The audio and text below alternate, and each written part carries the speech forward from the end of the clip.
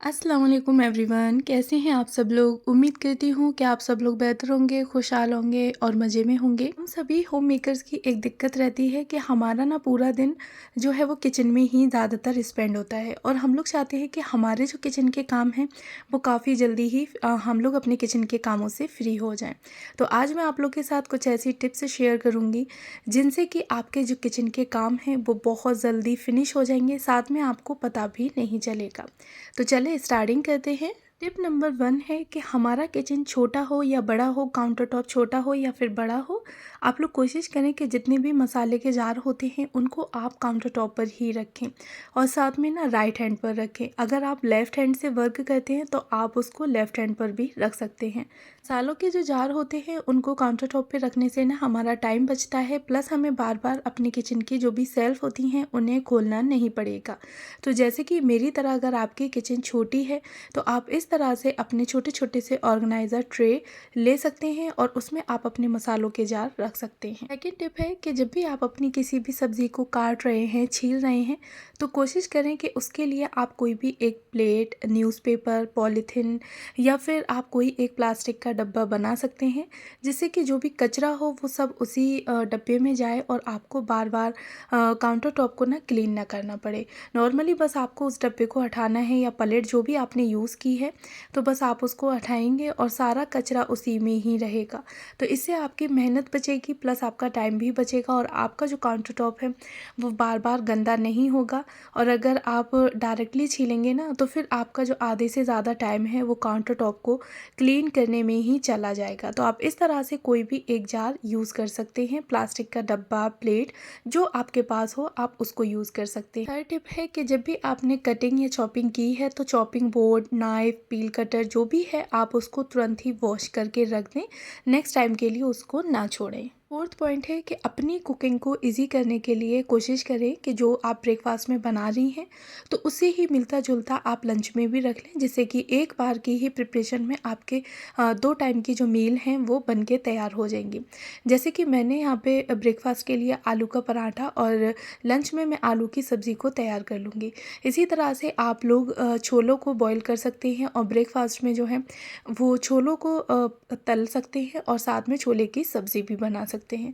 तो आप लोग कोशिश करें कि अपना ब्रेकफास्ट इस तरह से रखें कि 2 चीज़ें एक साथ कवर हो जाएं। फिफ्थ पॉइंट है कि थोड़ी बहुत आप अपनी मील की प्रिपरेशन पहले से ही करके रखें, जैसे कि जिंजर गार्लिक का पेस्ट हो गया, हल्की फुल्की कोई भी आप अपनी वेजीज को कट करके रखें, जिससे कि अचानक से स्नैक के लिए आपके अगर बच्चे फरमाइश कर दें तो वहाँ आपका जो आधे से ज़्यादा टाइम कटिंग चॉपिंग में जाए वो आपका बच जाए। उसके लिए आप कोई भी लंच बॉक्स, टिफ़िन वगैरह कुछ भी यूज़ कर सकती हैं। और जैसे कि यहाँ पे मेरे पास प्याज और जो है टमाटर वो पहले से ही कट करके रख रखे थे, तो यहाँ पे मेरी जो कुकिंग है वो काफ़ी इजी हो गई और मैंने तुरंत ही यानी कि जो आलू का भरता बनाया है उसमें भी प्याज को यूज़ कर लिया और साथ ही यहाँ पे मैंने अपनी सब्ज़ी के लिए भी जो कट की हुई सब्जियाँ थी यहाँ पे मैंने यूज़ कर ली।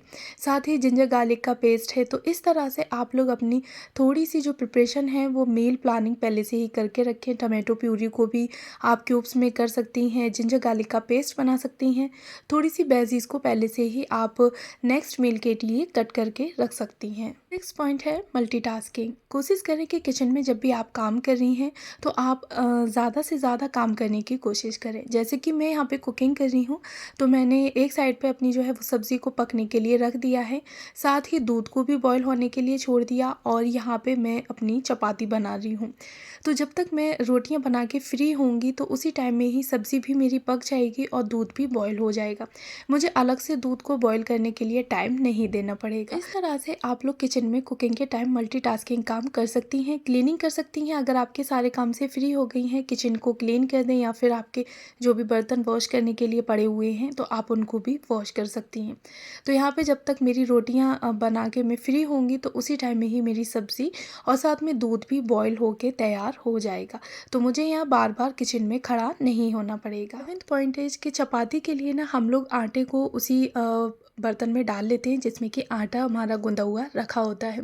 तो हमें ना बार बार इस प्रोसेस को करना पड़ता है कि सूखे आटे को फिर हमें अपने उस बर्तन में डालना है और उस बर्तन से निकाल के हमें फिर से आटे के कंटेनर में डालना है। तो इससे बचने के लिए आप सूखे आटे के लिए एक अलग से कंटेनर बना सकती हैं। तो इससे ना आपका टाइम बच जाएगा और उसी कंटेनर को आप बार बार यूज़ कर सकती हैं। सूखे आटे को आपको दूसरी यानी कि सारे आटे में मिलाने की ज़रूरत नहीं है। बस आप लोग कोई भी अपनी किचन में से प्लास्टिक का या स्टील का जार ले सकती हैं। जब भी आप रोटियां बना रही हैं तो बस उसकी लिड हटा के और आप उसको यूज़ कर लें। एक पॉइंट है कि जब भी आप खाना पका रही हैं तो कोशिश करें कि उसकी जो लिड है वो बर्तन पे एकदम परफेक्ट तरीके से बैठे, जिससे कि ना उसकी जो भाप है वो इधर उधर से ना निकले। और जब भाप बर्तन में ही रहेगी तो सब्ज़ी जो है वो हमारी बहुत जल्दी गल के तैयार हो जाती है। अगर आपके पास कोई ऐसा बर्तन है जिसकी कि आपके पास लिड नहीं है तो आप ना उसके ऊपर प्लेट को भी उल्टा करके ढक सकती हैं। इससे ना जो भाप होती है वो उसी बर्तन में अंदर रहती है और उल्टी प्लेट की वजह से जो भी भाप होती है वो बाहर नहीं निकल पाती और हमारी सब्ज़ी ना एकदम परफेक्ट बन के तैयार हो जाती है कम समय में। 9 पॉइंट है कि जब भी आप कुकिंग से फ्री हुई हैं तो कोशिश करें कि उसी टाइम पे ही जो भी सामान आपने जहाँ से लिया था तो उसको फटाफट से उठा के आप उसी की जगह पर रख दें। आपके किचन में फैलावा कम होगा। पॉइंट है कि किचन में कुकिंग करते वक्त आप लोग एक लाइनर का यूज़ करें, जिससे कि रोटी बनाने में या सब्जियों को छीलने में जो गंदगी है वो उस कपड़े पर आएगी। आपका काउंटर टॉप इतना गंदा नहीं होगा। 11 पॉइंट है कि जब भी आपने अपनी कुकिंग पहले कर ली है यानी कि लंच या डिनर आपने पहले बना लिया है तो उसको आप किसी ऐसे बर्तन में पलट के रखें जिससे कि आप उसी में उस सब्ज़ी को गर्म कर सकें। अगर आपको गैस स्टोव पे गर्म करना है तो आप स्टील का बर्तन ले सकते हैं और अगर आपको माइक्रोवेव में गर्म करना है तो आप ग्लास या फिर सिरेमिक के बर्तन को यूज़ कर सकते हैं। तो इससे ना आपको बार बार बर्तनों को चेंज करने की जो झंझट है वो नहीं होगा, प्लस आपके बर्तन भी इतने गंदे नहीं होंगे। तो जैसे कि यहाँ पे मैंने इस डोंगे में सब्ज़ी को पलट के रख लिया था और साथ ही जब भी हम लोगों ने खाई है तो मैं इसको इसी डोंगे में ही गर्म कर लूँगी। तो इससे हमारा जो टाइम है वो भी सेव होगा, साथ में जो 1 से 2 बर्तन हमारे एक्स्ट्रा गंदे होते पलटने के तो फिर वो हमारी मेहनत बच जाएगी। तो इस तरह से आप लोग कोई भी गैस पे कर रहे हैं तो स्टील का बर्तन ले लें और अगर माइक्रोवेव में करना है तो आप ग्लास या फिर सिरेमिक का बर्तन ले सकती हैं। 12 पॉइंट है कि जब भी आप लोग अपनी किचन के कामों से फ्री हो गए हैं तो कोशिश करें कि किचन के जो भी यानी कि क्लीनिंग है तो वो आप उसी टाइम पर ही कर दें। जैसे कि ब्रेकफास्ट या लंच के दौरान आपके कुकिंग के लिए जो भी बर्तन गंदे हुए थे आप उन बर्तनों को वॉश करके फटाफट से रख दें।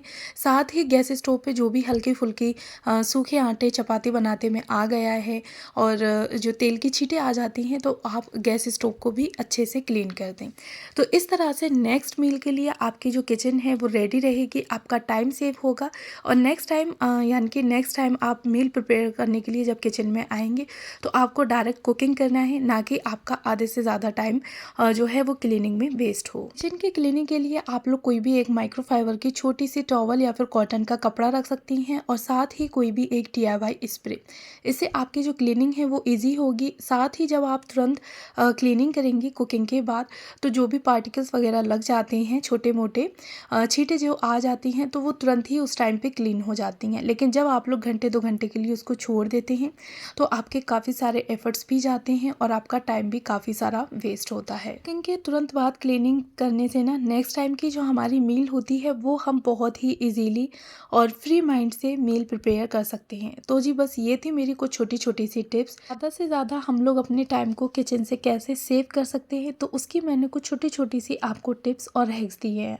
अगर आपको पसंद आए हो तो प्लीज़ मुझे बताइएगा ज़रूर कमेंट बॉक्स में। अगर आज आप लोग मेरे चैनल पर नए हैं तो प्लीज़ मेरे चैनल को ज़रूर सब्सक्राइब करिएगा, साथ में बेल आइकन को भी ऑन करिएगा जिससे कि मेरी किसी भी वीडियो का नोटिफिकेशन सबसे पहले आप तक पहुँचे। मिलती हूँ इसी तरह से नेक्स्ट और इंटरेस्टिंग सी वीडियो के साथ। तब तक आप लोग अपना ख्याल रखिएगा, खुश रहिएगा और इन टाइम सेविंग टिप्स को फॉलो करके आप भी अपनी किचन से ज़्यादा अपने टाइम को सेव करिएगा। क्योंकि ना हम होम मेकर्स का ज़्यादा से ज़्यादा जो टाइम होता है वो किचन में जाता है। हम लोग काफ़ी कोशिश करते हैं कि अपने टाइम को किचन से सेव कर सकें। इसके लिए हम लोग काफ़ी सारे एफर्ट्स भी लगाते हैं, बट अब इन टिप्स के साथ आप लोग अपनी कुकिंग को भी बहुत ही आसान बना सकते हैं और साथ ही अपने टाइम की भी बचत कर सकते हैं। चलें जी, मिलती हूँ मैं आपसे नेक्स्ट और इंटरेस्टिंग से व्लॉग के साथ। तब तक आप लोग अपना ख्याल रखिएगा, खुश रहिएगा। Thanks for watching my videos. Bye bye.